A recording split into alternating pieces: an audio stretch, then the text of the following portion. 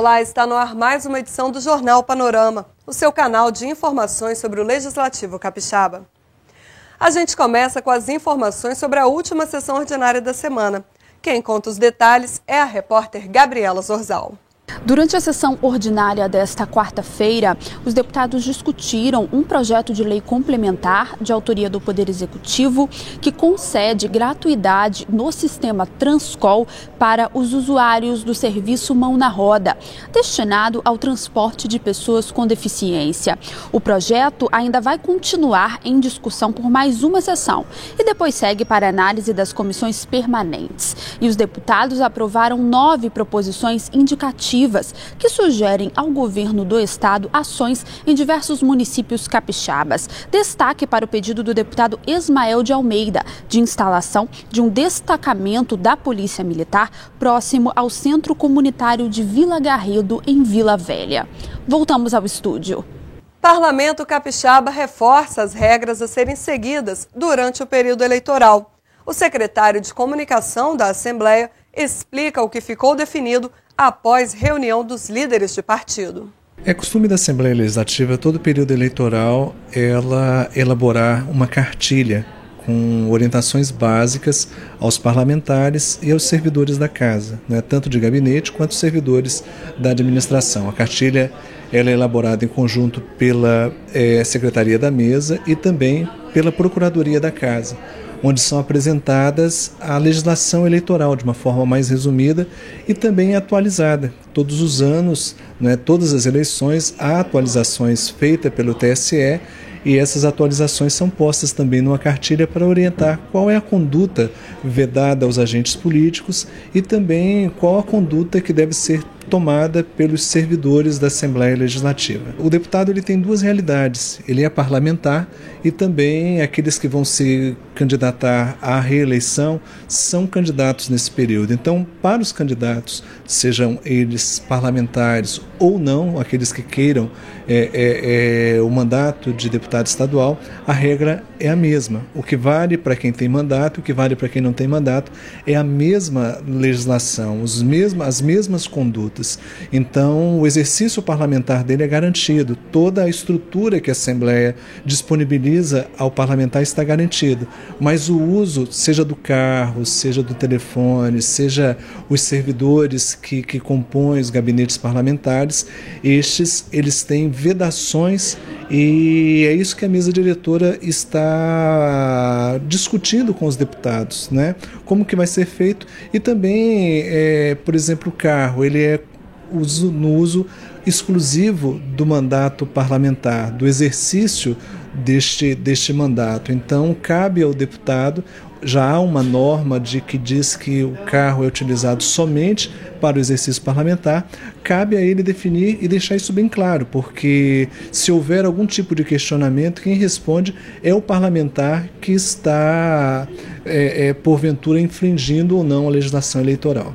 Segue para análise em plenário projeto de lei do deputado Roberto Carlos, que garante benefícios para os professores do Espírito Santo. A matéria assegura aos profissionais o pagamento de meia entrada nos eventos culturais e esportivos realizados no Estado. A proposta já recebeu parecer favorável em todas as comissões da Casa. Nós sabemos que a luta do magistério pela valorização do magistério ela é fundamental e esse projeto, ele em hipótese alguma, ele anula essa luta pela valorização dos salários dos nossos briosos professores. Mas nós entendemos que é importante que o professor tenha acesso aos bens culturais, de lazer e nós estamos propondo então 50% de desconto para os professores em cinemas, teatro, shows, atividades esportivas para potencializar a presença do professor nessas atividades e, por consequência, a reprodução deles em sala de aula, estimulando a nossa juventude a também gostar de cinema, de teatro. Então é uma forma que nós temos de fazer com que os professores passem a ter mais acesso aos bens culturais. Outra matéria que também já passou pelas comissões e aguarda aprovação em plenário reforça a preocupação do Parlamento Capixaba com a educação dos jovens. O projeto obriga os clubes de futebol a garantir a matrícula em escolas públicas ou privadas dos jogadores menores de 18 anos de idade. Nós sabemos que tem vários menores e na parte do esporte, principalmente do futebol, as pessoas iniciam jovens, né? E os clubes pegam aqueles melhores jogadores, mas se esquecem de um detalhe importantíssimo, que é exatamente dar oportunidade, ou seja, orientar aqueles jovens, né, para que eles entrem numa rede de ensino.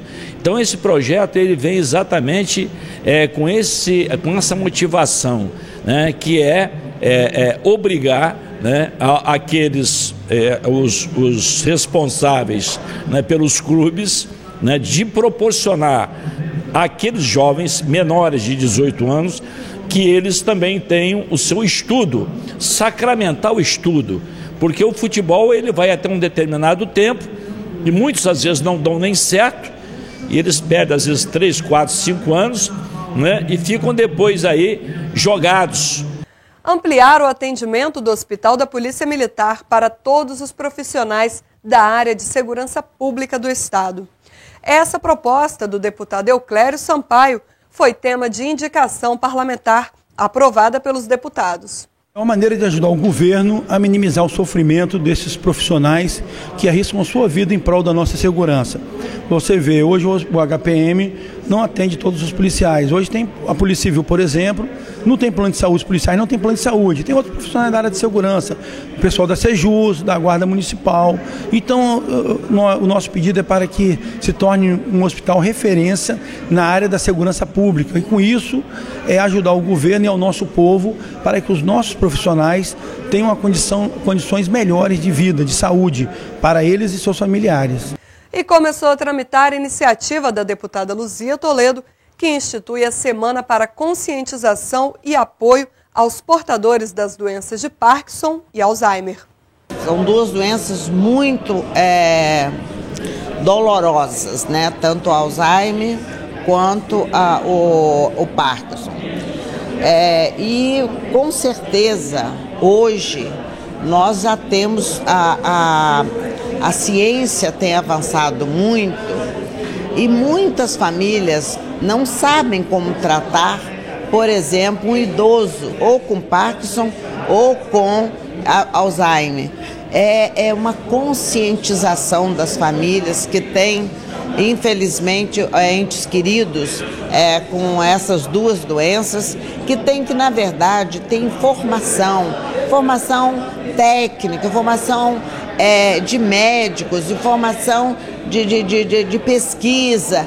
Tem que ter essa informação, porque você, na verdade, a mãe, quando vai ter um filho, ela lê tudo sobre a gestação, né? Mas quando é o idoso, isso não acontece da mesma forma. Nós temos que fazer uma conscientização das nossas crianças, dos nossos adolescentes.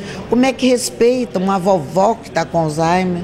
Como é que respeitam um vovô que está com Parkinson? É por isso que nós queremos essa semana de conscientização, tanto para uma doença que é o Parkinson, como para o Alzheimer. Você que acompanha a TV Alice sabe, as sessões ordinárias da Assembleia Legislativa acontecem todas as semanas, de segunda a quarta-feira. Cada sessão é dividida em 4 momentos diferentes: pequeno expediente, fase das comunicações, ordem do dia e grande expediente. A partir de hoje, o quadro Conheça o Parlamento vai explicar com detalhes cada uma dessas fases. Confira com a gente as informações sobre o pequeno expediente.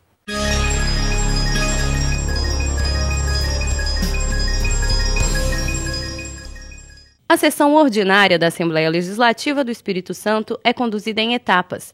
O pequeno expediente é uma delas.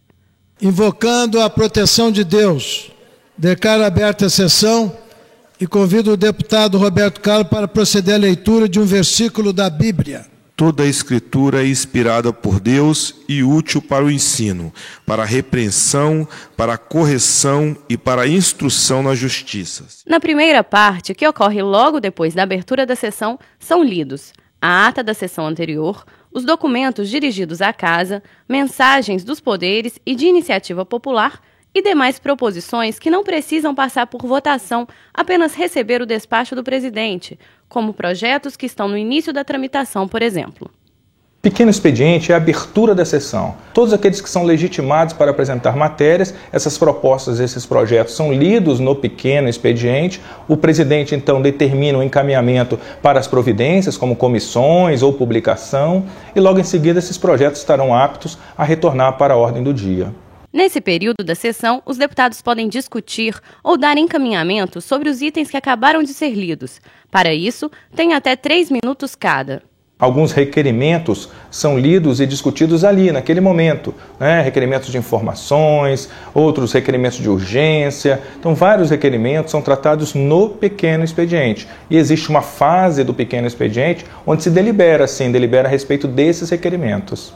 Já a segunda parte do expediente é sujeita à deliberação, ou seja, os deputados precisam votar. Neste caso, o quórum mínimo de parlamentares em plenário, que antes era de apenas 3, passa para 16.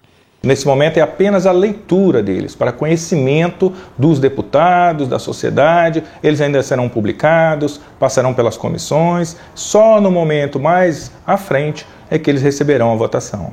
O pequeno expediente tem duração máxima de meia hora, mas se houver acúmulo de matérias, o presidente pode determinar ao primeiro e segundo secretários usarem o tempo necessário para finalizar os itens na mesma sessão. Quando o presidente percebe que o pequeno expediente, a leitura de todos aqueles documentos que estão lá, não é suficiente, o tempo não é suficiente para dar conta de toda a leitura, ele pode determinar que o pequeno expediente avance sobre a fase das comunicações, que é a fase seguinte. E aí alguns deputados deixarão de falar nesse período, mas conseguirá ler e aprovar toda a documentação. O presidente, então, tem toda a liberdade de fazer e de propor ao plenário também quantas vezes ele achar necessário. Todas as proposições lidas no expediente são disponibilizadas no site da Assembleia Legislativa para consulta da população.